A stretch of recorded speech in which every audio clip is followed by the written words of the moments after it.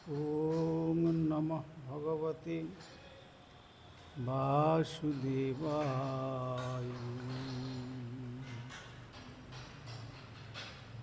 श्रुतिछन्दगर्भवदति परमं ब्रह्मपूरकं श्रुतिर्वैकुण्ठं वदति किल यद्विष्णु सदनं सितद्दीपञ्चन्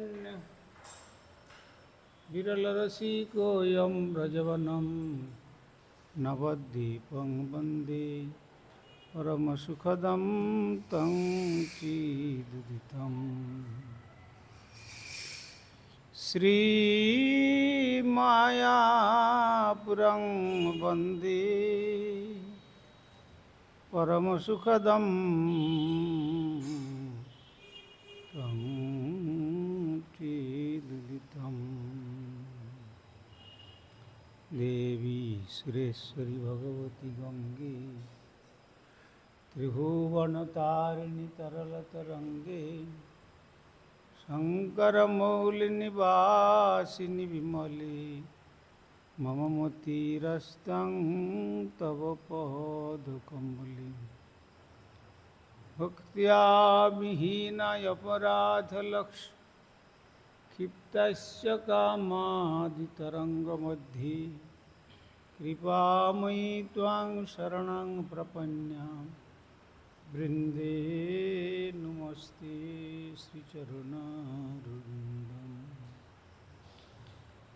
श्रीकृष्ण चैतन्य प्रभु नित्यानन्द श्री अद्वैत गदाधर शिवासादि गौरभक्तवृन्द। हरे कृष्ण कृष्ण कृष्ण हरे हरे, हरे राम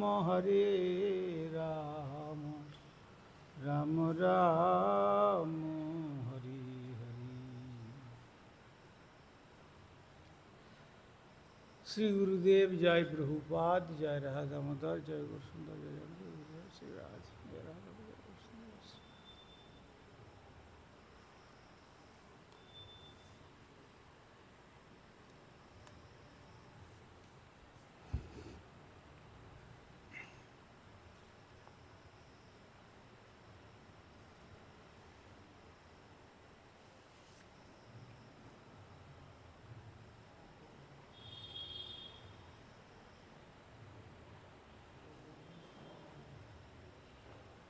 আমরা বিগত কল্যে আস্বাদন করেছিলাম শ্রীমদ্ ভাগবতম দশম স্কন্দের চতুর্দশ অধ্যায়ের তৃতীয় সংখ্যক শ্লোকে জীবন্তি সন্মুখরিতাং ভবদীয় বার্তাম। যারা মহাত্গণ তারা তাদের জীবিকা বা তাদের জীবন ধারণের উদ্দেশ্য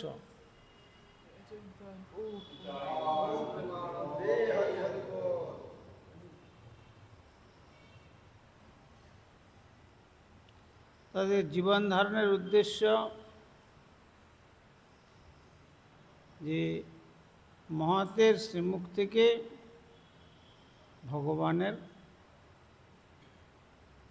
দিব্য লীলামৃত শ্রবণ, এইটি হচ্ছে তাদের জীবনের একমাত্র উদ্দেশ্য। তাই অন্যত্র বলেছেন জীবিতং বিষ্ণু ভক্তস্য বরং পঞ্চ দিনানি চ নতু কল্প সহস্রাণি ভক্তিহীনস্য কেশবে।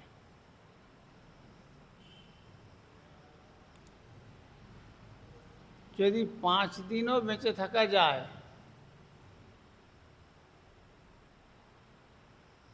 সেটা শ্রেয়। অর্থাৎ ভগবান শ্রীহরির ভক্ত হয়ে যদি 5 দিন বেঁচে থাকা যায় জগতে, সেটা শ্রেয়, পরম মঙ্গল। নতু কল্প সহস্রাণি ভক্তিহীনস্য কেশব। ভগবান কেশব মানে, ক মানে হচ্ছে ব্রহ্মা, সব মানে হচ্ছেন শিব, অর্থাৎ ব্রহ্মা শিবাদির যিনি ঈশ্বর,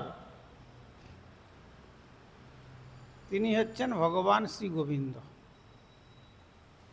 কেননা ব্রহ্মাজি তাঁর আরাধনা করেন, আর শঙ্করজিও তিনিও ভগবান শ্রীহরির আরাধনা করেন। সেই জন্য এখানে এক কথাই বলেছেন, নতু কল্প সহস্রাণি ভক্তিহীনস্য কেশবে। কল্প সহস্রকাল বেঁচে থেকেও যদি ভগবান ব্রহ্মা শিবাদির আরাধ্য দেব শ্রী গোবিন্দের চরণেতে ভক্তিহীন হয়, তাহলে সে জীবনের কোনো মূল্য নেই। সে জীবনটি পশু জীবন তুল্য। সামান্য বেতৎ পশুভি নরাণাম। সেই জন্য এখানে বলছেন, ব্রহ্মা নিজে বললেন যে জীবন্তি সন্মুখরিতাং ভবদীয় বার্তাম। জ্ঞানের প্রয়াসকে সম্পূর্ণরূপে পরিত্যাগ করে প্রণত হয়ে সাধুর চরণে একমাত্র ভগবত বার্তা, ভগবত লীলা, ভগবানের নাম রূপ গুণ লীলা কথায় যদি তাদের একমাত্র জীবন ধারণের অবলম্বন হয়, তাহলে কি হবে? স্থানে স্থিতা শ্রুতিগতাং তনুবাং মনোভি।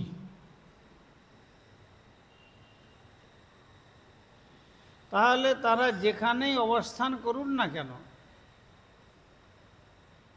যে কোনো স্থানে, কেননা যেদিন গৃহে ভজন দেখি, গৃহেতে গোলক হয়।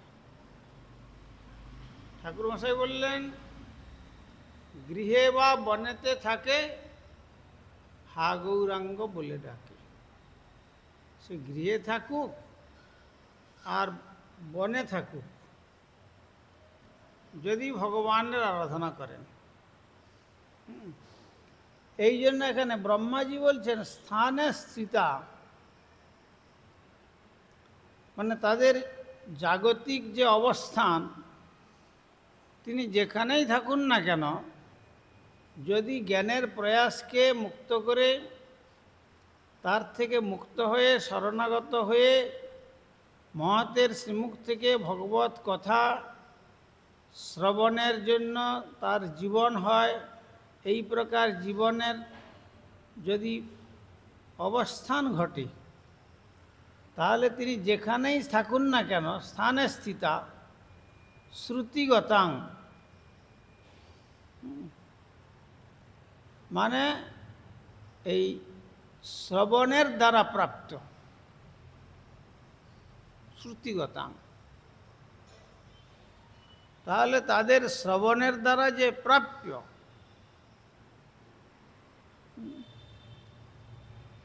তনু বাক মনোভি, তাহলে কি হবে না, শরীর, বাক্য এবং মন, শরীরের দ্বারা প্রণতি আদি থেকে আরম্ভ করে যত রকমের সেবা হয় তাই করবে ভগবানের। বাক্যের দ্বারা ইতর কথা বা বিষয় কথা না বলে কৃষ্ণ কথা বলবে।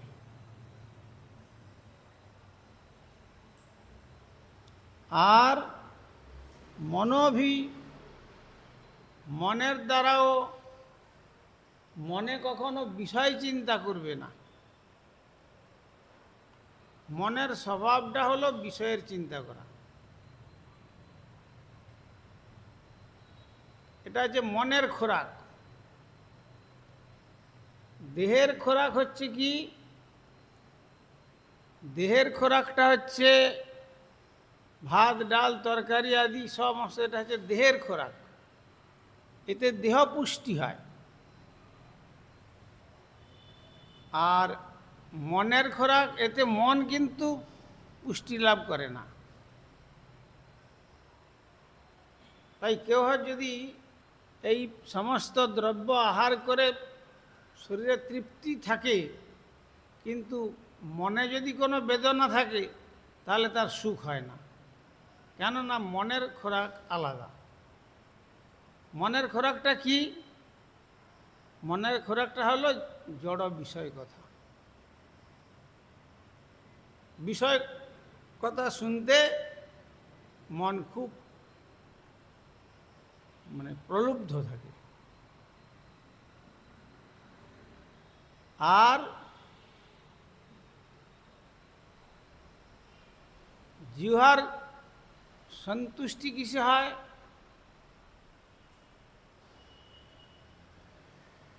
দেহের খোরাক হলো, মনের খোরাক হলো, তেমনি আত্মার খোরাক আছে।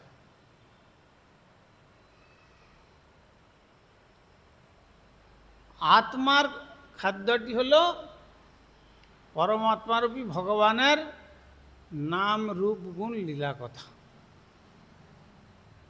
এতে আত্মা প্রসন্ন হন।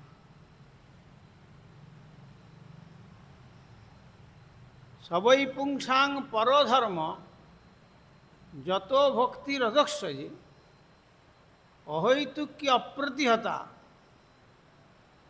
জয়াত্মা সুপ্রসিদ্ধতি। তাহলে কি হলো? সবই পুংসাং পরধর্ম। পুংসাং মানে এখানে জীবের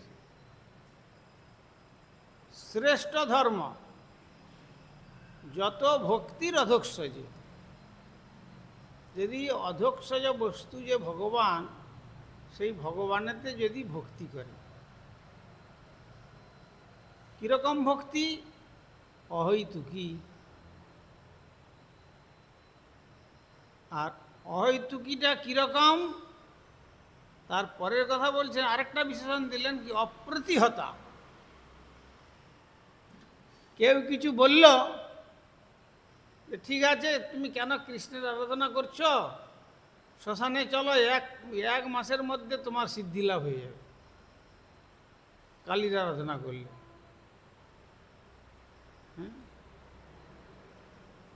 পঞ্চমুণ্ডী আসনে বসিয়ে আর তোমাকে এমনভাবে শিক্ষা দেব শ্মশানে, দেখতে হবে না 1 মাসের মধ্যে সাধনায় সিদ্ধি লাভ। তাহলে ঠিক আছে, কৃষ্ণের আরাধনা করে লাভ নেই, তাহলে কালীর আরাধনা করি। না, এই রকম না। অপ্রতিহতা ভক্তি মানে কোনো কিছুর দ্বারা তাকে প্রতিহত করতে পারবে না। কোনো কিছু জগতের প্রলোভন তাকে প্রতিহত করতে পারবে না। এইটাই হচ্ছে অপ্রতিহতা। যেমন পঞ্চপাণ্ডব, তারা এত ঘাত প্রতিঘাত সমস্ত পেয়েছেন, কিন্তু শ্রীকৃষ্ণের চরণে তাদের ভক্তি বিন্দুমাত্র বিচলিত হয় না। সেই জন্য অপ্রতিহতা। তো অহৈতুকী অপ্রতিহতা জয়াত্মা সুপ্রসিদ্ধতি। তার দ্বারা আত্মা প্রসন্ন হন, উত্তম রূপে প্রসন্নতা লাভ করেন। তাহলে আত্মার খোরাক। তাহলে শরীরের খোরাক হলো, মনের খোরাক হলো, আত্মার খোরাক হলো। শরীরের খোরাক হলো ভাত, ডাল, তরকারি, জড়বস্তু। আর মনের খোরাক হলো জড় বিষয় কথা শুনতে ভালোবাসে, আর হচ্ছে আত্মার খোরাক, জীবাত্মার খোরাকটা হচ্ছে পরমাত্মারূপী ভগবানের নাম রূপ গুণ লীলা কথাতে আবিষ্ট হওয়া। তার দ্বারা আত্মা প্রসন্নতা লাভ করে। সেই জন্য যে স্থানে স্থিতা শ্রুতিগতাং, স্ব স্থানে থেকে ওই যে শ্রবণ পথে যে ভগবানের কথাটা শ্রবণ হচ্ছে, সেই শ্রবণের দ্বারা কি হলো, তনু বাং মনোভীর, শরীর বাক্য এবং মন, শরীরকে একবারে মনঃসংযোগ করে, শরীরকে স্থিরভাবে নিশ্চলভাবে, আর বাক্যকে সম্পূর্ণ ভগবত কথাতেই রুচি রেখে যারা এই তিনটি সেবা করলেন,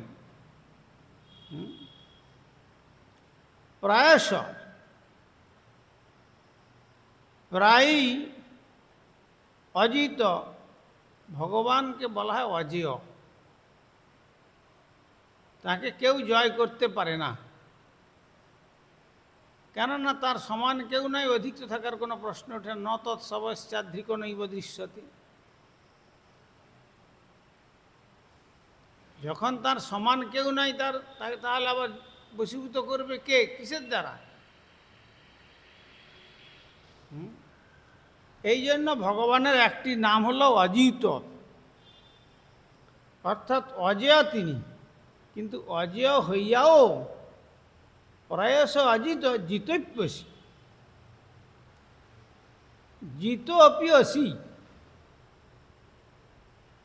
জিত সত্ত্বেও আপনি জিত হন, অজেয় হয়েও তিনি বশীভূত হন। তো এই তাঁদের দ্বারা ত্রিলোক্যাম, এই ত্রিলোকের মধ্যে, ত্রিলোক মানে স্বর্গলোক, মর্ত্যলোক আর পাতাল লোক, এই স্বর্গমর্ত্য পাতালের মধ্যেও তিনি বলছেন যে অজেয় হইয়াও তিনি ভক্তের দ্বারা জয়ী হন, ভক্ত তাকে জয় করতে পারে। সেই জন্য ভগবান নিজে মুখে বললেন অহং ভক্ত পরাধীন, আমি যদিও স্বতন্ত্র সরাট পুরুষ, তাহলেও আমি আমার ভক্তের চিরকাল পরাধীন। শুধু ভক্তের নয়, ভক্তের হলে ভক্ত জনপ্রিয়, ভক্তের ভক্ত যদি হয় তার আমি আরও প্রিয় হই। এমনি বললেন ভক্ত প্রিয়, অহং ভক্ত পরাধীন, আবার শেষে বললেন ভক্ত জনপ্রিয়। ভক্তের যদি ভক্ত হয়, অর্থাৎ ভক্ত হচ্ছেন শুদ্ধ ভক্ত, আর শুদ্ধ ভক্তের যদি ভক্ত হন তাহলে কি হয় না, তাহলে ভগবান তার প্রতি ততোধিক প্রিয় হন। এই জন্য আমাদের কর্তব্যটা হচ্ছে যে আমরা যে প্রথমে যে জড় কথা, জড়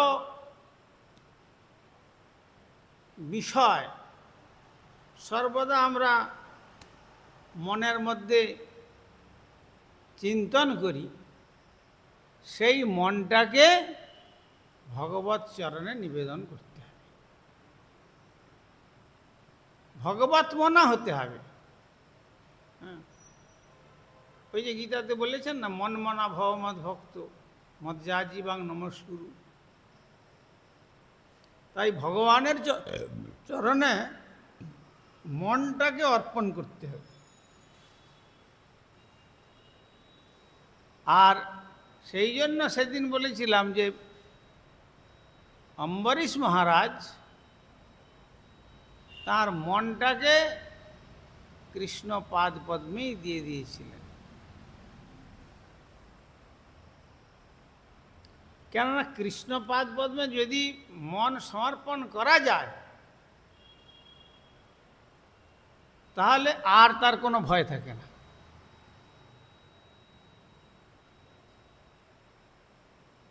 যদি কৃষ্ণ পদে চিন্তা ভক্তিস্তৎপদপঙ্কজে বিষমে দুর্গমে বাপি কা চিন্তা মরণে রণে। হ্যাঁ, তাহলে যেই জন কৃষ্ণপদে সপিয়াছে প্রাণ, সে পদ কমল যার সদা ধ্যান জ্ঞান। কি ভয় তার দুর্গম গহনে, কি ভয় তার রণে বা মরণে।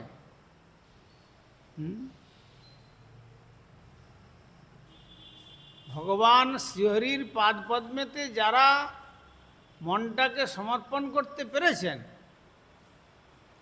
তার রণেও কি আর মরণেও কি বা সুখে কি দুঃখে কি কোনো কিছুতে কোনো ভয় নেই। কেন না, যে চরণকে আশ্রয় নিলে আর কোনো ভয় থাকে না, মা ভই।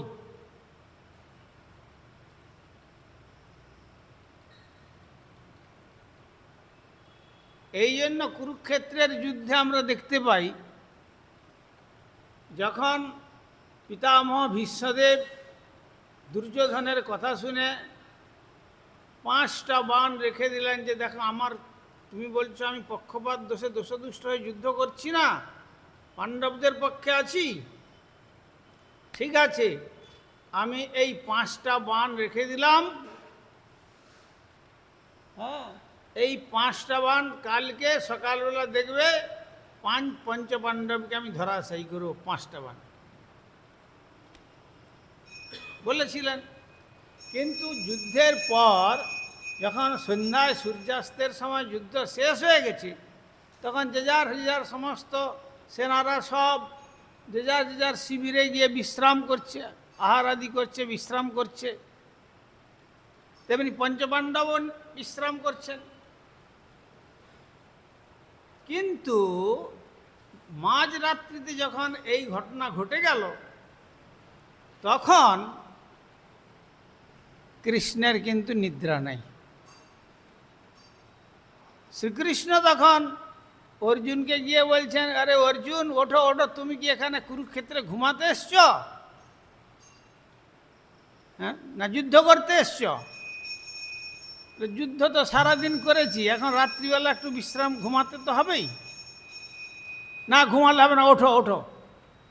দেখুন, এখন যারা প্রতিপক্ষ তাদের চিন্তা নাই, ভগবানের মাথার মধ্যে চিন্তা পড়ে গেল। কেন না, যেহেতু তারা জানে যে আমাদের কৃষ্ণ আমাদের পক্ষে আছেন। সে পদ কমল যার সদা ধ্যান জ্ঞান। কি ভয় তার দুর্গম গহনে। তাদের দুর্গম গহনেও কোনো ভয় নাই, রণে আর বা মরণে, যুদ্ধক্ষেত্রে বা মরণেতেও কোনো ভয় নেই। যা হবে সবটাই মঙ্গলময় হয়ে উঠবে। তো তখন কৃষ্ণ অর্জুনকে তুলে বললেন যে তোমাদের যে 2টো বর নেওয়ার কথা ছিল না, তুমি চলে যাও, দুর্যোধনের শিবিরে যাও। দুর্যোধনের শিবিরে গিয়ে এই কথা বলো যে ভাই, কুরুক্ষেত্রের সিংহাসনে তো, হস্তিনাপুরের সিংহাসনে তো রাজ সিংহাসনে রাজা তো আর হওয়া গেল না। আর আমরা যা দেখতে পাচ্ছি, আমাদের পরমায়ু একবারে নিকটে এসে গেছে। 2-1 দিনের মধ্যেই আমাদের মৃত্যু হবে। তো এক কাজ করো, সেই যে বর দেবার কথা ছিল গন্ধর্বদের হাত থেকে আমরা যে রক্ষা করেছিলাম তোমাদের পত্নীদের, সেই 2টি বরের একটা বরে তোমাদের ওই রাজ মুকুটটা দাও, রাত্রিবেলা আমরা 5 ভাই একটুকু মাথায় দিয়ে এই হস্তিনাপুরের রাজ মুকুটের একটু আনন্দ অনুভব করি।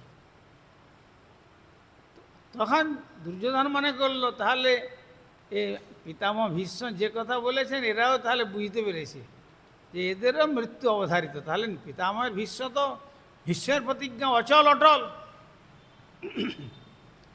আচ্ছা ঠিক আছে, রাতটা নিয়ে যাবে তো, কালকে তো এদের মৃত্যু হবে, আর কালকে তারপর তো সেই মুকুট আমরা পেয়ে যাব, আর রাত্রি তাকে আর কে রাজা বলবে হস্তিনাপুরের, ঠিক আছে নিয়ে যাও।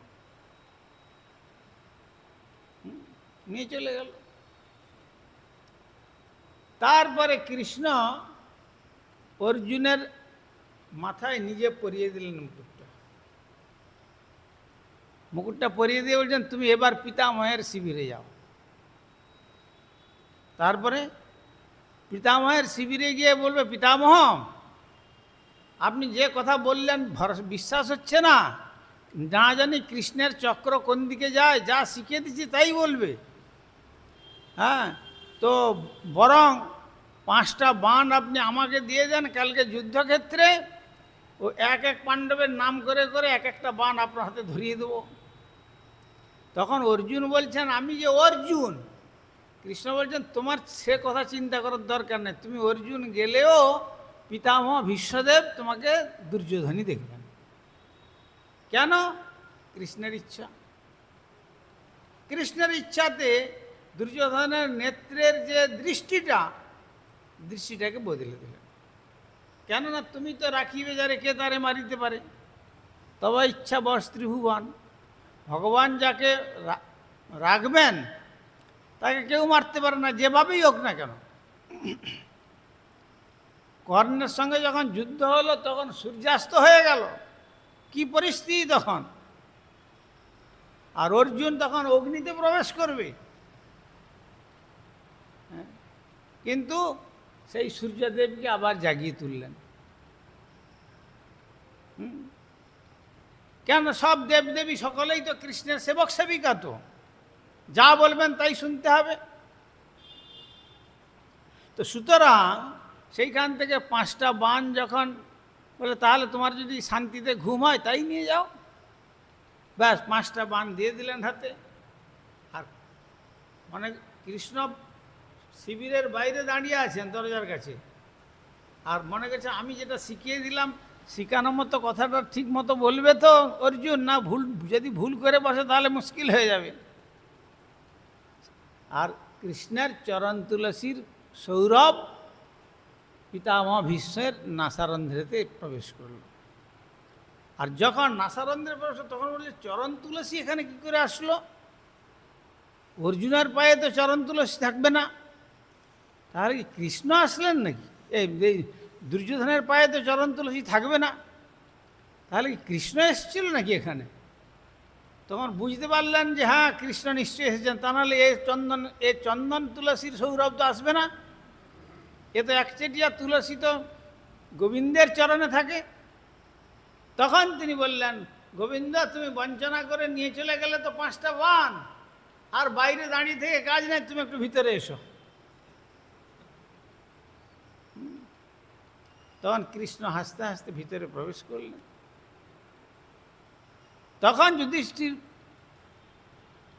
তখন পিতামহ ভীষ্মদেব বললেন যে দেখো কৃষ্ণ, তুমি কতদিন আগে থেকে প্রতিজ্ঞা করেছ কুরুক্ষেত্রে যুদ্ধে অস্ত্র ধারণ করবে না, এই যে 5টা বাণ তুমি নিয়ে গেলে, আমি প্রতিজ্ঞা করলাম আজ রাত্রে মাঝরাত্রে কাল প্রত্যুষে যুদ্ধের সময় তোমাকে আমি অস্ত্র ধারণ করাবই করাবো। বাস, আর সকালবেলা যুদ্ধের দামামা বেজে উঠল, আর যুদ্ধ চলছে, আর এমন চোখা চোখা বাণগুলো নিক্ষেপ করছেন পিতামহ ভীষ্ম, বিরাট যোদ্ধা, সর্বাপেক্ষা শ্রেষ্ঠ যোদ্ধা। আর অর্জুন আর পেরে উঠছেন না তার কাছে। যখন অর্জুন পেরে উঠছেন না তখন অর্জুন বলছেন কৃষ্ণ তোমার পশ্চাৎ ভাগ থেকে অধর্মের উৎপত্তি, তো তোমার পশ্চাৎ দর্শন করতে করতে কি আমি মৃত্যুবরণ করে অধার্মিক রাজ্যে জন্মগ্রহণ করব? আর তোমাকে রথের অশ্বরজ্জু ধারণ করতে হবে না, তুমি একটু আমার দিকে তাকাও, তোমার শ্রীমুখ দর্শন করতে করতে আমার প্রাণটা চলে যাক। আর যেই কৃষ্ণ পিছন দিকে তাকিয়েছেন আর দেখছেন যে একবারে অর্জুন ঘর্মাক্ত কলেবরা হয়ে পড়ে একবারে কিং কর্তব্য বিমূঢ় হয়ে পড়েছেন, কি করবেন না করবেন আর ভেবে আর নিজেকে স্থির থাকতে পারছেন না। বাস যখন দেখছেন যে অর্জুনের এই অবস্থা, তখন কৃষ্ণ লাফ দিয়ে রথে নিচে গিয়ে আর রথের চক্রটা নিয়ে পিতামহ ভীষ্মদেবকে মারবার জন্য গেলেন। সঙ্গে সঙ্গে পিতামহ ভীষ্মদেব তখন ধনুর্বাণ মাটিতে ফেলে দিয়ে আর তখন স্তব শুরু করে দিলেন। শান্তাগারং ভুজগশয়নং পদ্মনাভ সুরেশং বিশ্বাধারম গগনসদৃশং মেঘবর্ণং শুভাঙ্গম লক্ষ্মীকান্তম কমলনয়নং যোগীভীর ধ্যানগম্যং বন্দে বিষ্ণু ভবভয়হরং সর্বলোকৈকনাথং। হে সর্বলোকের নাথ, হে ভবভয়হর, কি আর বলবো, আপনি কবে প্রতিজ্ঞা করেছিলেন অস্ত্র ধারণ করবেন না? আমার মতো ক্ষুদ্র জীবের প্রতিজ্ঞাকে রক্ষা করবার জন্য আপনি আমাকে আমার জন্য আপনি অস্ত্র ধারণ করলেন। সত্যই তুমি কাঙ্গালের হরিয়ার ভক্তের ভগবান। অতএব ভগবান ভক্তিতে তার ভগবত্তা কখনো কখনো দেখা যাচ্ছে যে তার হ্রাস পাওয়ার লীলা তিনি প্রকট করেন। কারণ তিনি তো প্রতিজ্ঞা করেই ছিলেন যে কুরুক্ষেত্রের যুদ্ধে অস্ত্র ধারণ করব না, আর আমার নারায়ণী সেনারা যেসব 60,000 অক্ষয়িনী তারা অস্ত্র ধারণ করে যুদ্ধ করবে। কিন্তু ওই যে এমন ঘটনা ঘটল যেটাতে ভগবান নিজে অস্ত্র ধারণ করলেন, নিজের প্রতিজ্ঞাকে ভঙ্গ করলেন। মঞ্চাকল্পতরুভ্যস্য কৃপা সিন্ধু ওইদানং পাবনে ভো বিষ্ণু। হরিহরয় নম কৃষ্ণ যাদবায় নম হরিহরয় নম কৃষ্ণ যাদবায় মাধবায় কেশবায় নম যাদবায় গোপাল গোবিন্দ রাম শ্রী মধুসূদন গিরিধারী গোপীনাথ মদন মোহন শ্রী চৈতন্য নিত্যানন্দ শ্রী অদ্বৈত সীতা হরি গুরু বৈষ্ণব ভাগবত গীতা হরি গুরু শ্রী রূপ সনাতন ভট্ট রঘুনাথ শিব গোপাল ভট্ট দাস রঘুনাথ শিব এই 6 গোসাইয়ের করি চরণ বন্দন যাহা হইতে বিঘ্ন নাশ অভীষ্ট পূরণ। এই 6 গোসাই যার মুই তার দাস সবার পদরেণু মোর পঞ্চগ্রাস সবার তাদের চরণ সেবী ভক্ত শোনেবার আর জনমে জনমে হয় এই অভিলাষ জনমে এই 6 গোসাই যাবে ব্রজে কৈলাবাস যে রাধা কৃষ্ণ নিত্য লীলা করিলা প্রকাশ আনন্দে বলো হরি ভজ বৃন্দাবন শ্রী গুরু বৈষ্ণব পদে মজাইয়া মন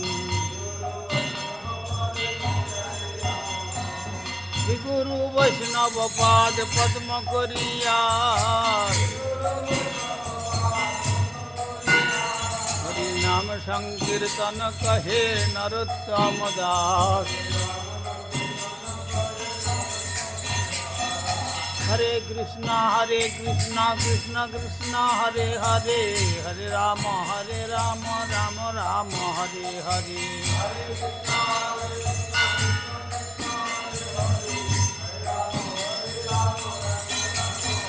निताई गौर हरि बोल, हरि बोल, हरि बोल, हरि बोल। निताई गौर हरि बोल।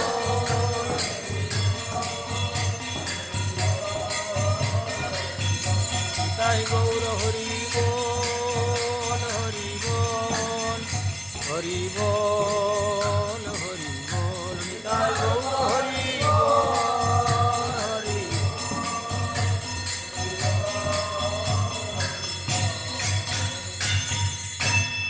श्री गुरु गौरांग गंधर्विका गिरिधारी श्री राधा गोविंद गोपीनाथ मदन मोहन श्री जगन्नाथ बलदेव सुभद्रा श्री राधारमन देव धामेश्वर श्री गौर सुंदर श्री जगन्नाथ देव श्री गिरिराज महाराज ग्रंथराज श्रीमद् भागवतम तुलसी महारानी तथा राधा दामोदर जी तथा श्रीमद् भागवतम संध्यारकालीन अधिवेशन महामहोत्सव की जाय।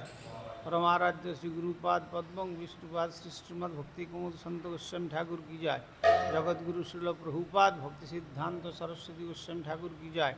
सपार सचिनंदन श्री गौर सुंदर की जाय। कपार सत श्रील प्रभुपाद की जाय। फिर रूपानुग गुरुवर्ग की जाय। ग्रंथराज श्रीमद् भागवतम की जाय। श्रोता भक्त वृंद की जाय। श्री श्री निताई गौर ब्रह्मानंदे हरि।